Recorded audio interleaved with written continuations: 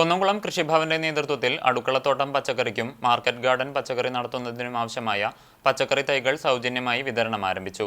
പച്ചമുളക്, വെണ്ട, പയർ, വഴുതന, തക്കാളി എന്നിവയുടെ ഹൈബ്രിഡ് തൈകളാണ് വിതരണം ചെയ്യുന്നത്. കുറഞ്ഞ സ്ഥലമുള്ള കർഷകർക്ക് അടുക്കളത്തോട്ടം പദ്ധതിയിലും കൂടുതൽ കൃഷി ചെയ്യാൻ സൗകര്യമുള്ളവർക്ക് മാർക്കറ്റിംഗ് കൃഷിരീതി പദ്ധതികളിലും ഉൾപ്പെടുത്തിയാണ് പച്ചക്കറി തൈകൾ വിതരണം ചെയ്യുന്നത്. കൃഷി ചെയ്യാൻ താൽപര്യമുള്ള കർഷകർ, കൃഷിക്കൂട്ടങ്ങൾ എന്നിവർ നികുതി അടച്ച രസീതുമായി കൃഷിഭവനിലെത്തിയാൽ തൈകൾ വാങ്ങാവുന്നതാണ്. കുന്നംകുളം കൃഷിഭവനിൽ നടത്തിയ വിതരണം കൃഷിഭവൻ ഓഫീസർ ജയൻ ഉദ്ഘാടനം ചെയ്തു. അഗ്രികൾച്ചർ കൃഷി അസിസ്റ്റന്റ് സ്നേഹ വി ജോസ്, കൃഷിഭവൻ ജീവനക്കാരി സ്വപ്ന തുടങ്ങിയവർ നേതൃത്വം നൽകി.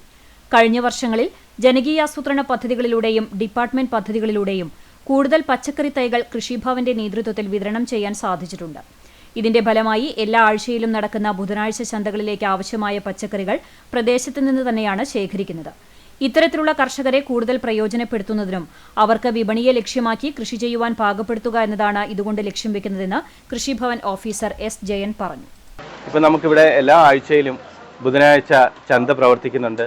ഈ ചന്തയിലേക്ക് ആവശ്യമായിട്ടുള്ള പച്ചക്കറികൾ നമ്മുടെ പ്രദേശത്തു നിന്നും കർഷകർ കൂടുതലായിട്ട് കൊണ്ടുവരാൻ തുടങ്ങിയിരിക്കുകയാണ്.